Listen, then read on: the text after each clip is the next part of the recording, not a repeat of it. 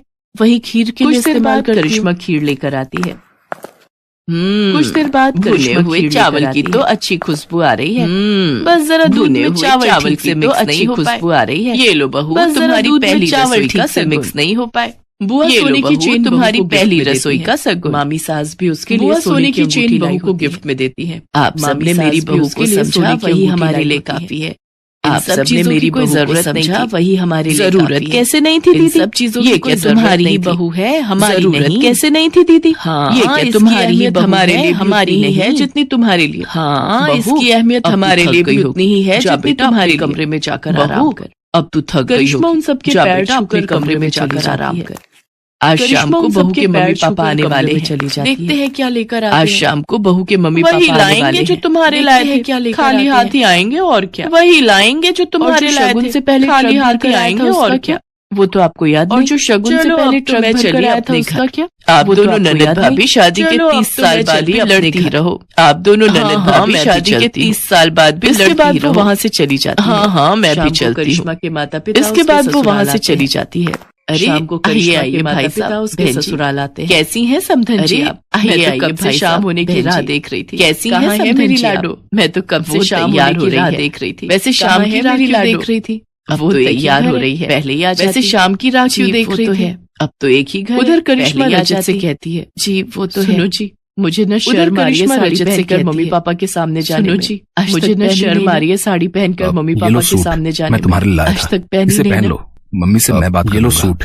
मैं तुम्हारे लिए लाया करिश्मा था। सूट इसे पहनकर पहन लो। तैयार हो मम्मी जाती से है और मैं बात सबके कर लूंगा। सामने आ जाती है। करिश्मा सूट लो पहनकर जी, तैयार हो आ जाती गई है और हमारी सबके बहू। सामने आ देखो जाती तो है। सूट में कितनी प्यारी लग रही लो है। जी, बहू, आ गई तू न हमारी सूट बहू। भी पहना देखो कर। तो सूट में बड़ी कितनी प्यारी प्यारी लगती लग है रही है सूट में। बहू, तू न सूट इसके भी बाद पहना करिश्मा कर। को सब बड़ी अच्छा प्यारी लगने लगती लगता है है। सूट में। उसकी शादी का पहला इसके दिन बाद उसके लिए करिश्मा को खट्टा सब मीठा अच्छा भरा लगने रहता लगता है। है। उसकी शादी का पहला दिन उसके लिए खट्टा मीठा भरा और रहता है। ननद पाकर वो लेकिन खुश हो प्यार जाती करने है। वाले पति, सास, ससुर और ननद पाकर वो खुश हो जाती है।